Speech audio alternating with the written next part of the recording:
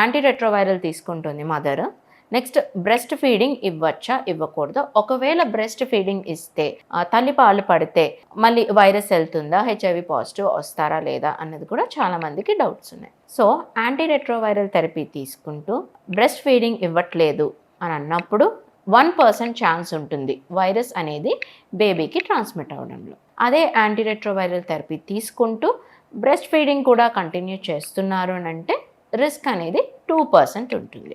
ఇంకొక సినారియో ఏంటంటే అసలు యాంటీరెట్రోవైరల్ థెరపీ తీసుకోవటం లేదు, బ్రెస్ట్ ఫీడింగ్ కూడా ఇవ్వటం లేదు.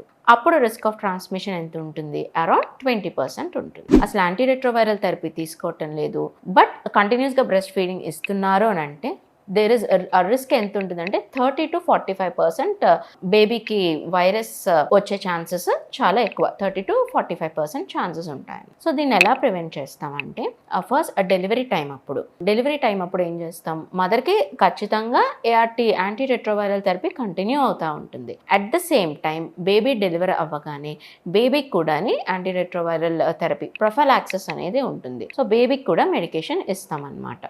సో బేబీకి కూడా మెడికేషన్ ఇచ్చి మదర్కి ఎక్స్ప్లెయిన్ చేస్తాం.